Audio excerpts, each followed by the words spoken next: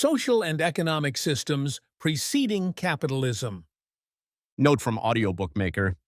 This document is a chapter taken out of the Chinese Fundamentals of Political Economy book, where from the Shanghai textbook also is derived. Production relations in the primitive. Slave and feudal societies. The primitive, slave, and feudal societies are the three societal systems which preceded capitalism.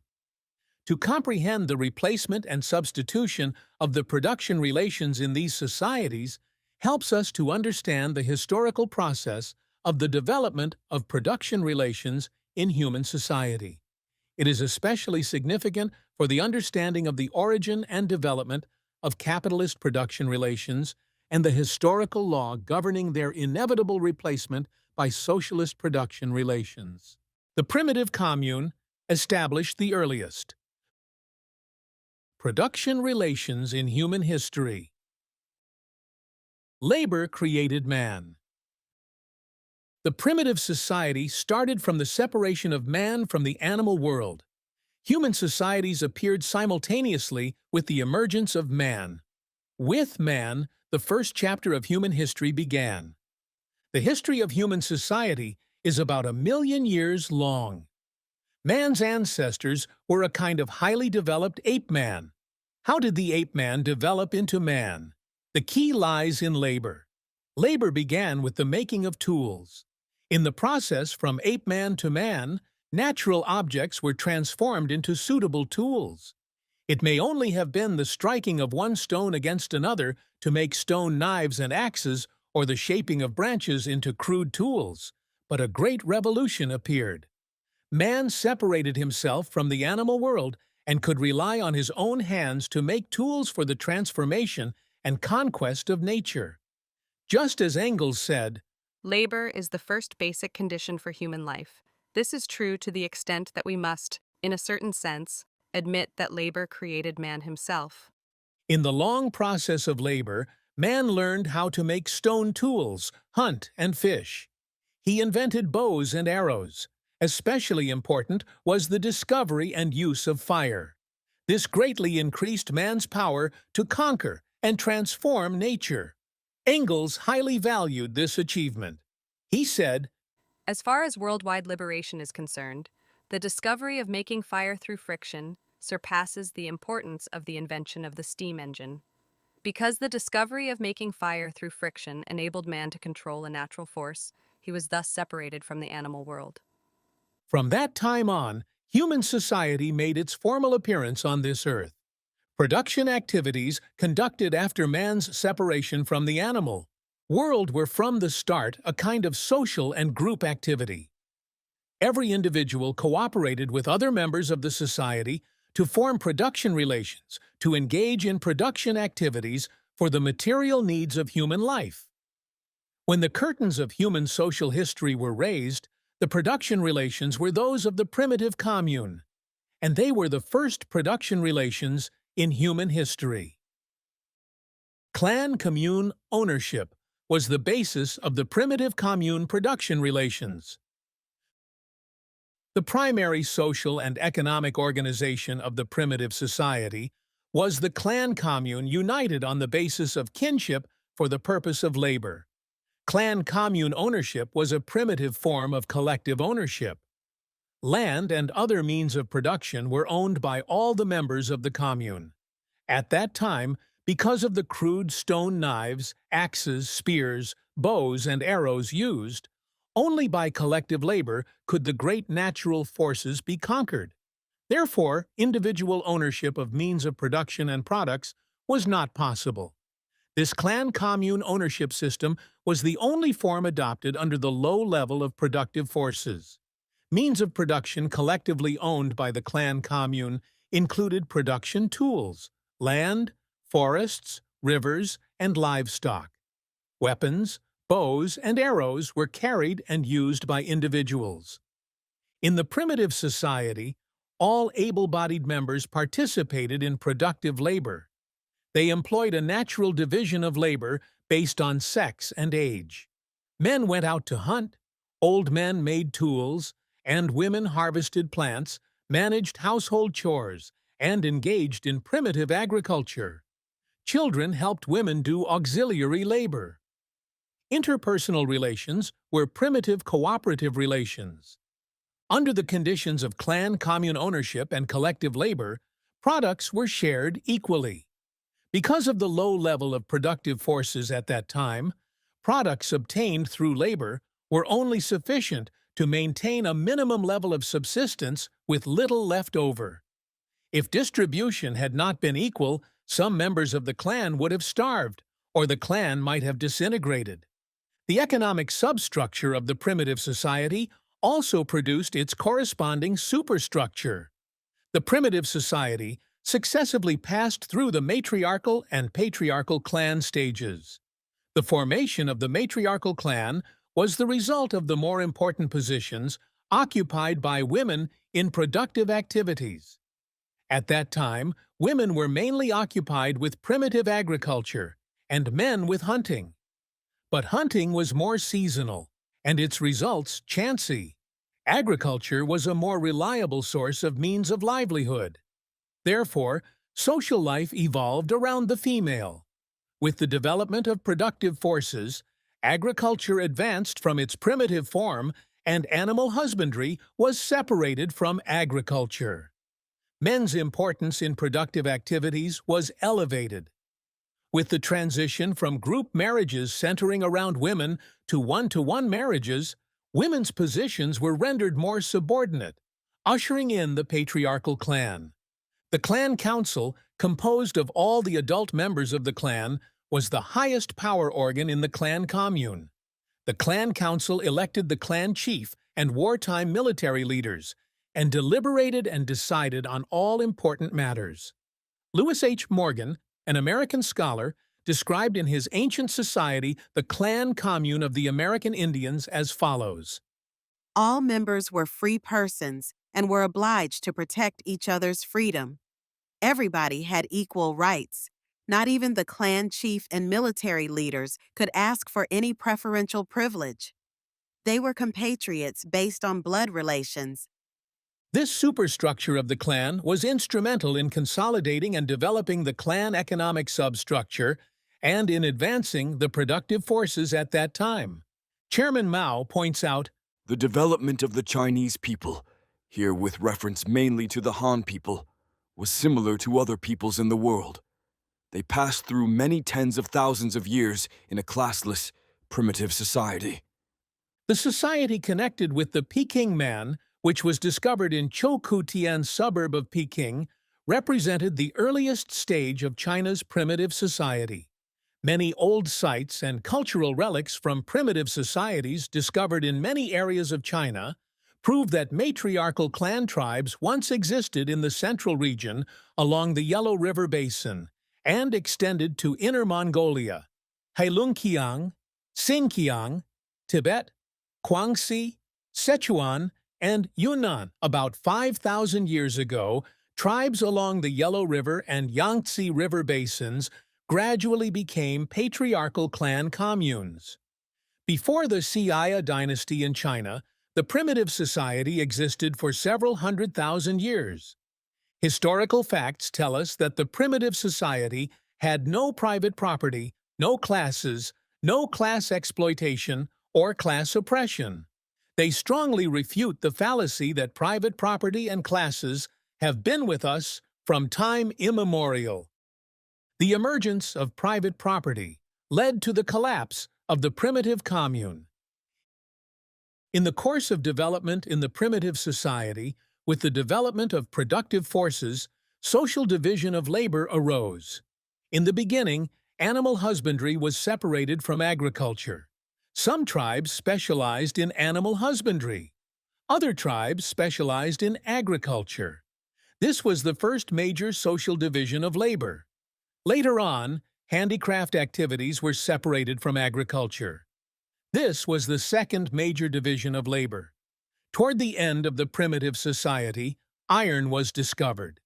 The appearance of iron symbolized the advancement of human society to a higher stage, but it also heralded the collapse of the primitive society. With the separate appearance of agriculture animal husbandry, and handicraft activities, production for the purpose of exchange, namely commodity production, appeared. With the continual development of productive forces, some surplus was available after the maintenance of a basic level of subsistence. The two major divisions of labor increased labor productivity and promoted the development of agriculture, animal husbandry, and handicraft activities. Surplus products and social wealth increased. Under these conditions, the possibility of some people expropriating the labor products of other people occurred. On the other hand, with the expansion of exchange, the possibility of the clan chief gradually converting commune property into his own private property also arose. The use of metal tools, especially iron axes, iron hoes, and iron plows, markedly increased labor productivity and created conditions for production on an individual household basis. The original collective production based on the clan gradually dissolved into individual production based on the household. Production changed from a collective to a private matter. Means of production and products also became private property. Then, land formerly collectively owned but assigned to individual households also passed into private hands. Private ownership appeared, and the primitive commune disintegrated. With the emergence of private ownership, inequality in the distribution of property among families arose.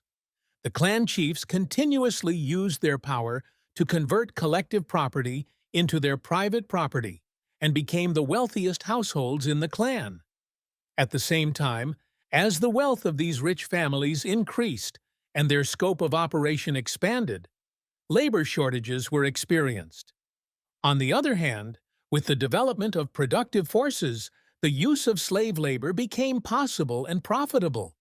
As a result, prisoners of war were no longer slaughtered, but were converted into slaves. Later on, some poor people of the clan also became slaves of the rich families. The exploitation of people by people emerged. With the development of production and the expansion of exchange, the third major division of labor occurred. There arose merchants who specialized in commodity exchange. With the development of commodity exchange, money came into being.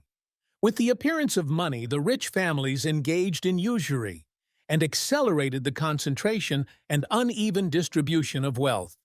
As a result, wealth rapidly became concentrated in the hands of a few slave owners. On the other hand, the broad, laboring masses were forced into slavery by poverty and bankruptcy, rapidly swelling the ranks of the slaves. Thus, society was separated into classes: the slave owners and the slaves. These two opposing classes made their first appearance in human history. With the appearance of classes, the former clan council evolved from being society's public servant into being its master, and became a tool by which the slave owners oppressed the slaves. The state, the machinery for the oppression of one class by another class, was born at that time. From that time up to the present, all social history has been the history of class struggle. Slavery was the earliest system of exploitation. The characteristic of production relations in the slave society was the ownership of the means of production and of slaves by the slave owner. In the slave society, the slave owner not only owned the means of production, but also slaves. The slave was merely a living tool under the absolute domination of the slave owner. The slave was not only exploited, he was treated as an animal, a sacrificial object, and a commodity. He could even be slaughtered by his owner. Slave labor was overt forced labor. The slave owner used brute force to make the slave work and indiscriminately tortured his slaves.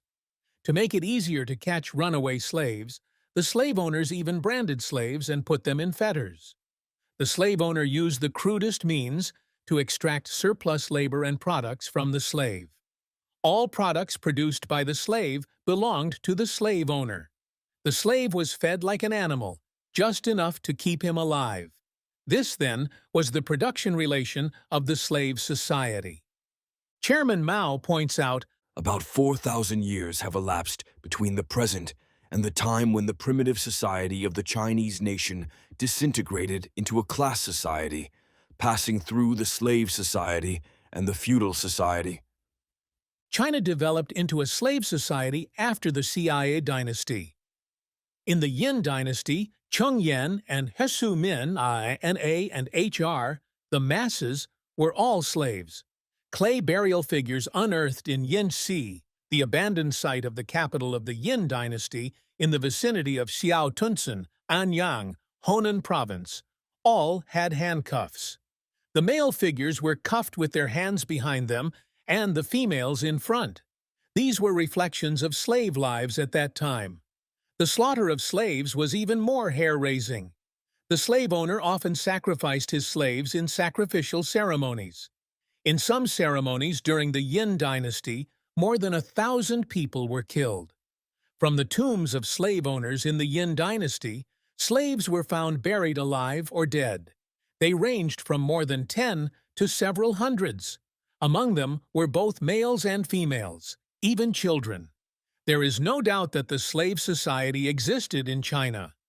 But Trotskyites like Chen Pota spread the fallacy that there was no slave society in China in a vain attempt to negate the universal truth of Marxist classification of human societies and to create evidence for their fallacy that communism was not suited to Chinese conditions.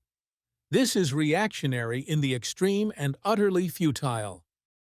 Class antagonism led to the opposition between urban and rural areas, and between mental and physical labor. The earliest ancient city appeared at the end of the primitive society and was established at the central region of the tribal alliance for the purpose of defense. After the formation of the slave society, and with the development of agriculture, handicraft industry, and commodity exchange, the opposition between the city and the countryside arose. At that time, industrial products were handicraft products. The city was the center of the handicraft industry. The development of the handicraft industry was related to the development of commerce. Therefore, the city was also the center of commercial activities. In China's Yin dynasty, commerce developed rapidly. Commercial cities emerged.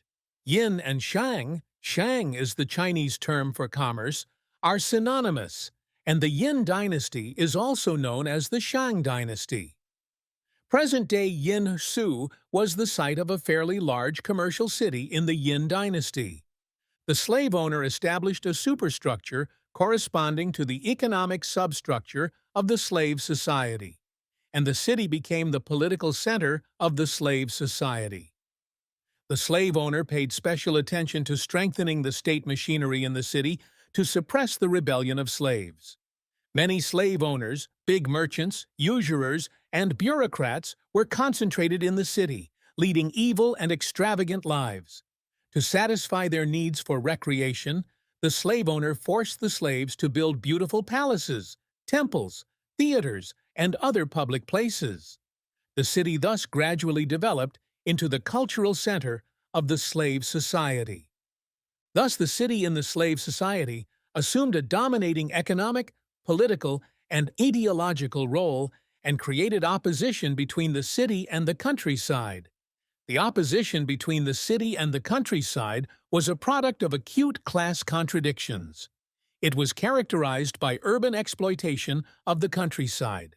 In the primitive society, all able-bodied people participated in labor. There was no specialization in mental labor. In the slave society, the situation was different. As a result of a large quantity of surplus products created by slave labor, it was possible for the slave owners to divorce themselves from production labor. At that time, the division between mental and physical labor was necessary and possible.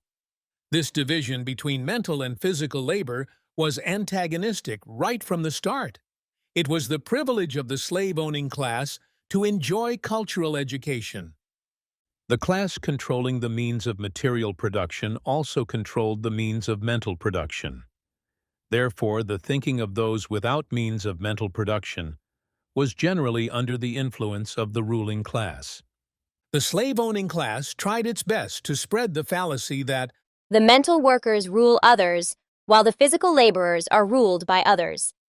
it used to its best advantage its politics, law, philosophy, and ideology as tools to rule the slaves and other laboring masses for the consolidation of the dictatorship of the slave owner. The rebellion of slaves hastened the collapse of slavery. Slavery was an inevitable stage in human history. Its appearance met the needs of existing productive forces. Under slavery, prisoners of war were no longer slaughtered en masse. They were instead kept alive to work. This was helpful to the development of production. Because the slave owner possessed large amounts of means of production and labor, it was possible to organize production and cooperation on a large scale.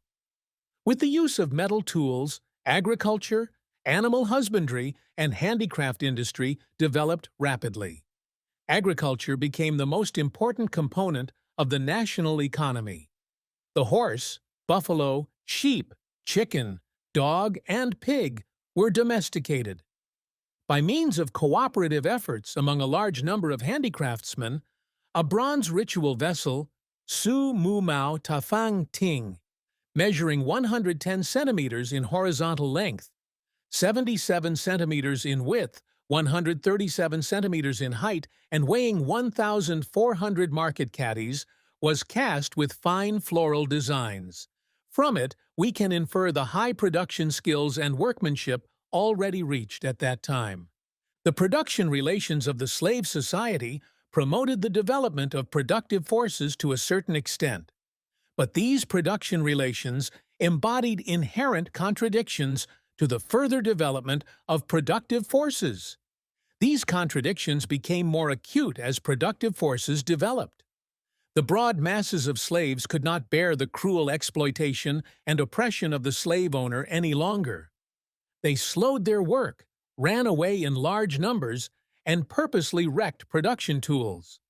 On the one hand, the slave owners increased their oppression, leading to massive early death of slaves. On the other hand, they substituted heavy tools not easily subject to abuse.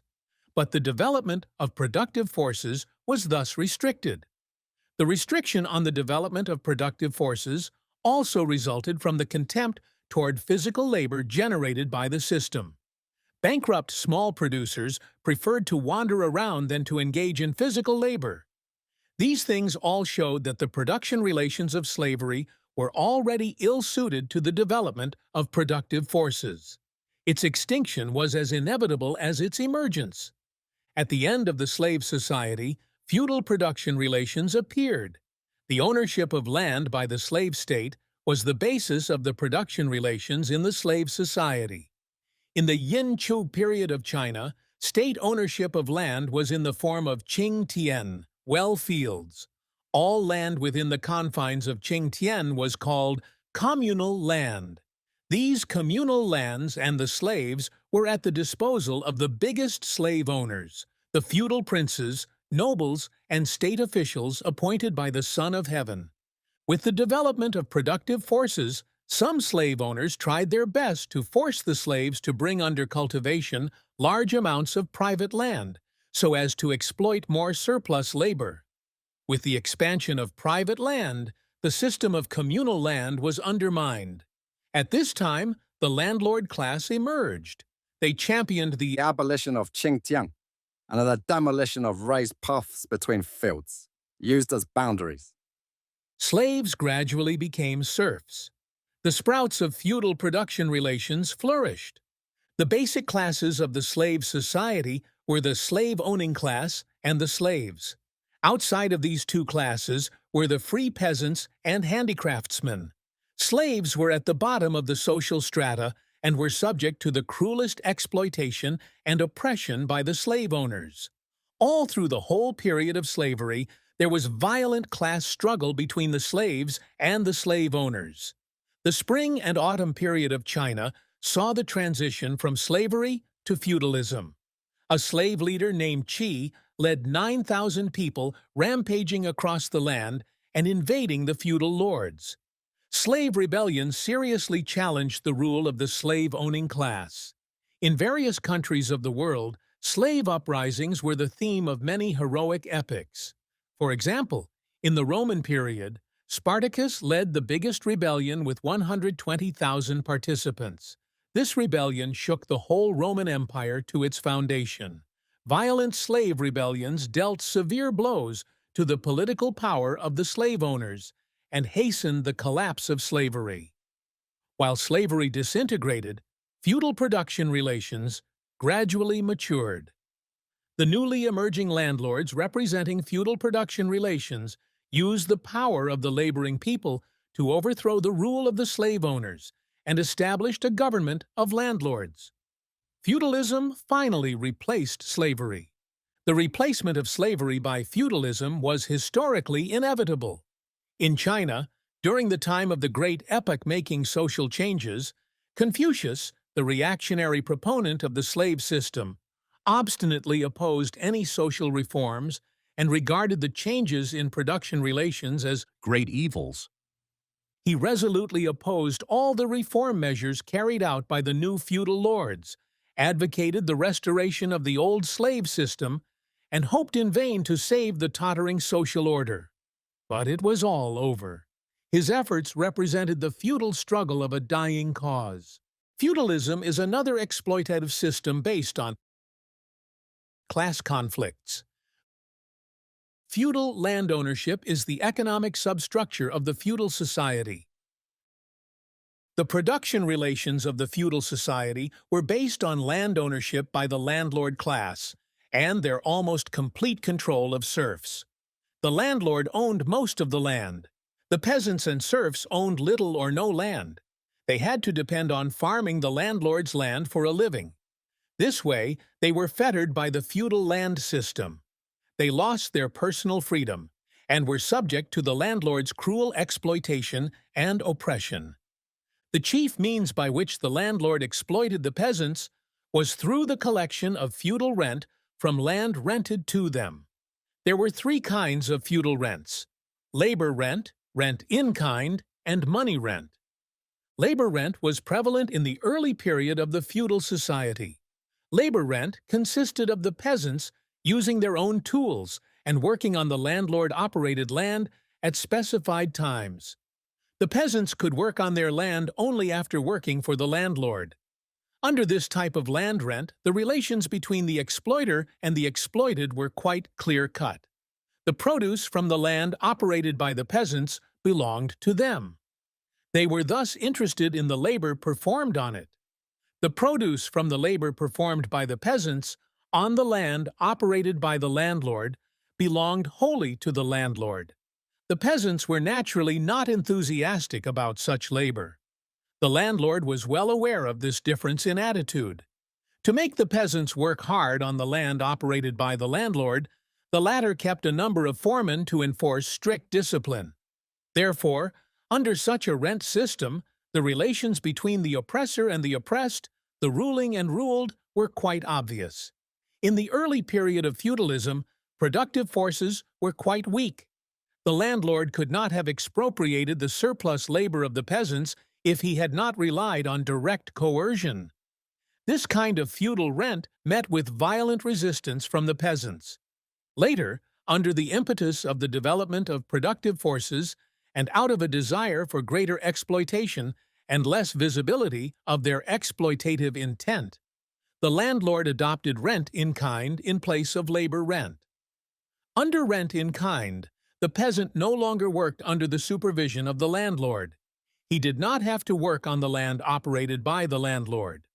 The peasant could control all his labor, but he had to turn in surplus produce in kind to the landlord at specified intervals. Compared with labor rent, rent in kind was instrumental in improving know-how and labor productivity to some extent. But rent in kind often represented 50% or even 70 to 80% of the peasants' harvests. To maintain a minimum level of subsistence, the peasants had to extend their working hours and raise their labor intensity. Even so, the peasants were unable to lead a life very far above extreme poverty. Money rent appeared in late feudal society. Productive forces were then much higher than before. The relations between money and commodities were widely developed to satisfy his manifold needs for a luxurious and extravagant life. The landlord needed ever more money. Under such conditions, money rent appeared. Under money rent, the peasants sold their produce in the market in exchange for money to pay rent. Thus, the peasants were not only exploited by the landlord, but also by merchant middlemen. When harvests were good, the merchants depressed prices to squeeze every drop of sweat and blood from the peasants. As a result, the peasants' livelihood was even more pitiable, and they were frequently at the brink of bankruptcy. In the feudal society, the broad masses of peasants were under the exploitation of feudal rent. They also had to pay heavy taxes to the feudal state and were subject to the exploitation of usurers. The landlord colluded with the bureaucrats and the army to plunder the peasants' land, steal their wealth, and force them to engage in involuntary unpaid labor. The broad masses of peasants were subject to all sorts of extra economic exploitation. Peasant rebellions reflected the increasingly acute class contradictions in the feudal society. The replacement of the slave society by the feudal society was a step forward in history. The feudal production relations were conducive to promoting productive forces in the early stage of feudal society. Agricultural production techniques were elevated and tools improved. The applications of iron instruments to production were disseminated. Both the variety and quantity of crops were increased, and handicraft industry was thriving. In the Warring States period of China, large-scale water conservancy projects, such as the Tuqiang Dike in Sichuan province, were constructed. Through additional construction and maintenance during various dynasties, Tuqiang Dike still serves a very useful purpose at present. Salt baking, metallurgy, silk goods, spinning and weaving, porcelain and pottery, and embroidery were quite well developed in China's feudal society. The compass, gunpowder, paper, and block printing were invented very early. However, production under feudal production relations was basically small-scale production on a household basis. This small-scale production was not conducive to the further development of productive forces.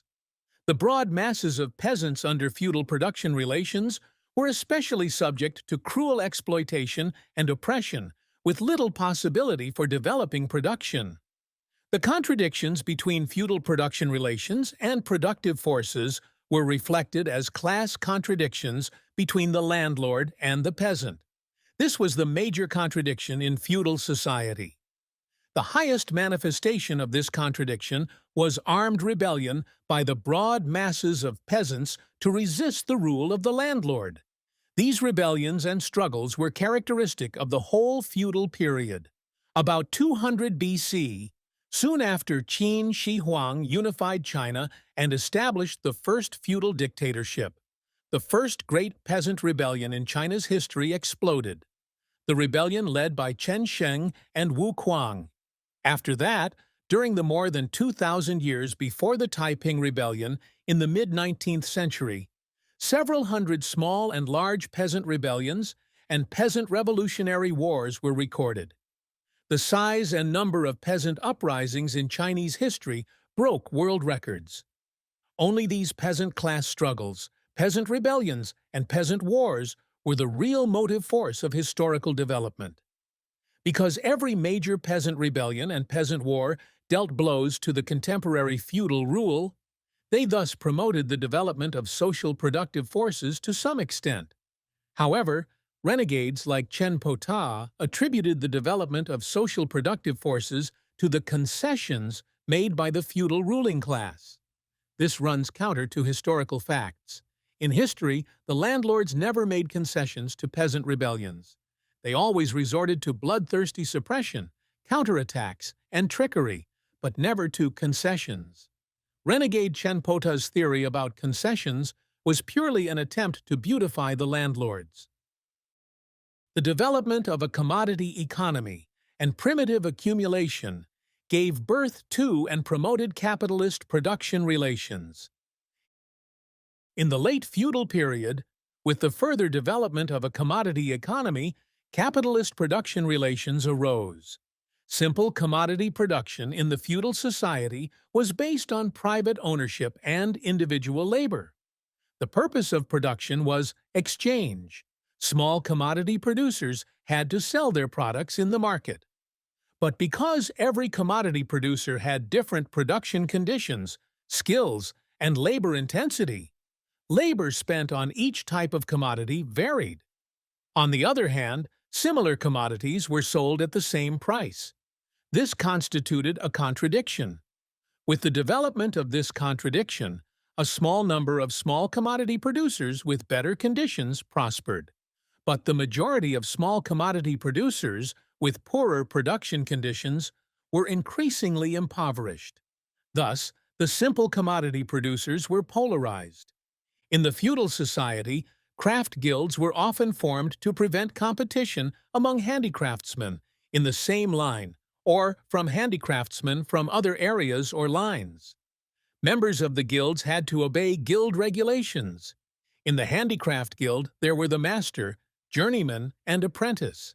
The relations between the master and the journeyman and apprentice were basically feudal with slight exploitation. These guilds limited the polarization among the small commodity producers. But with the development of a commodity economy, some comparatively prosperous masters were unwilling to obey the guild regulations.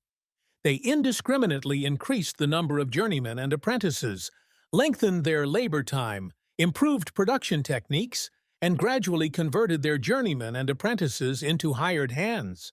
Other bankrupt masters, journeymen, and apprentices gradually joined the ranks of hired hands. On the basis of polarization, there gradually appeared the capitalist relations of employment. In the process of polarization among the small commodity producers and the emergence of capitalist production relations, commercial capital played an important role.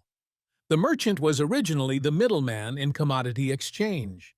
Later, he became a contract merchant who contracted to sell the products of the commodity producers. He later supplied raw materials and even tools to the small producers who were to produce products at specified times and of a certain quality, quantity, type, and specification.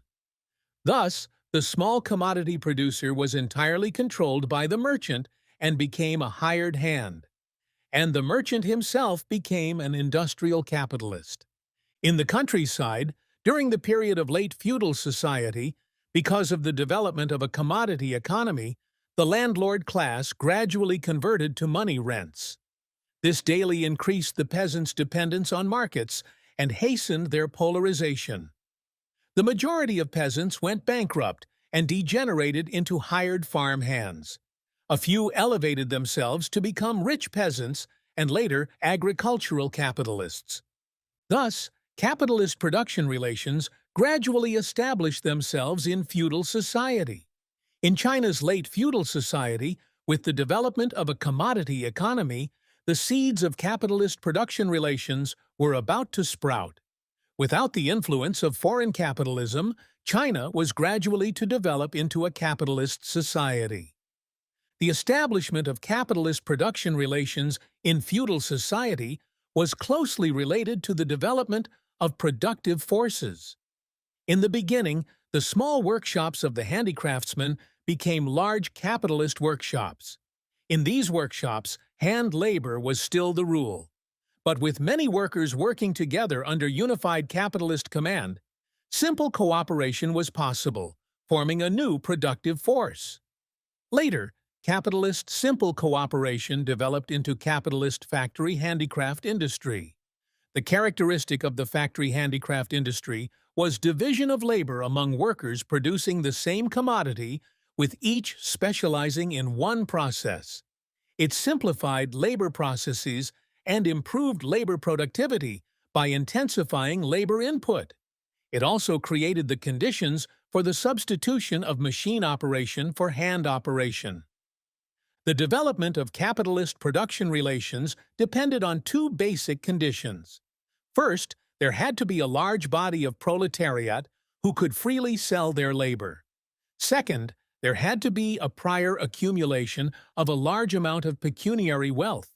To facilitate the development of capitalist production relations, the bourgeoisie used violence to create these two conditions. Therefore, in the development of capitalism, there was a process of primitive accumulation. An important method of primitive accumulation was exploitation of the peasant. England, where capitalist production relations first developed, was a typical example. During the more than 300 years from the 1470s until the early 19th century, the English ruling class launched the enclosure movement by forcibly taking land from the peasants. The modern industry of England started from wool textiles. The wool textile industry required a large amount of wool, thus forcing up its price. The big landlords and farm operators enclosed land wherever they could to raise sheep to cash in on the fortune.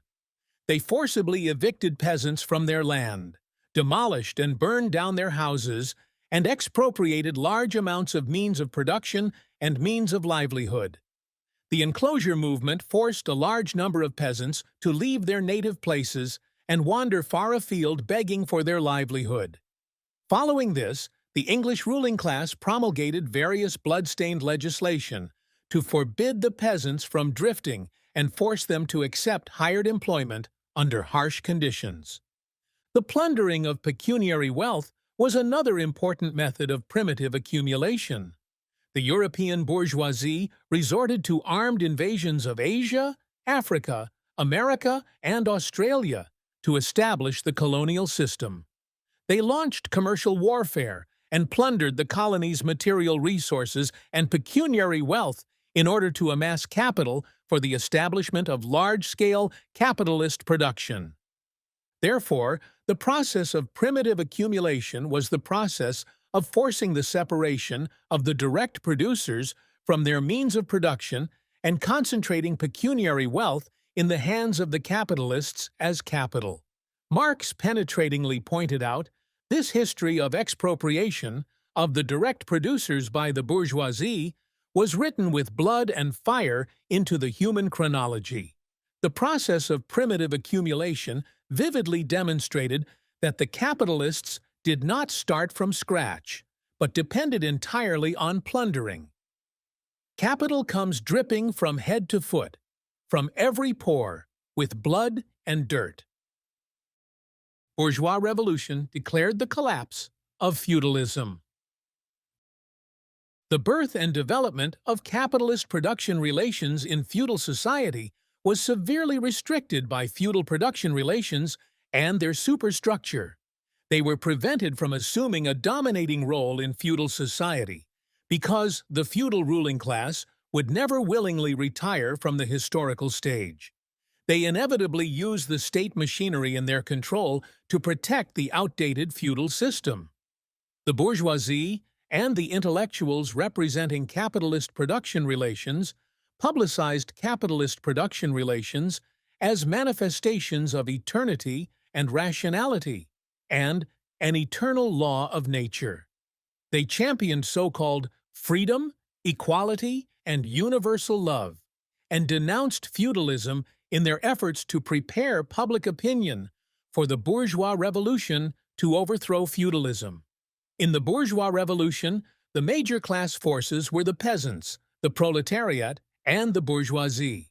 The peasants were the major force, but not the representatives of the new productive forces.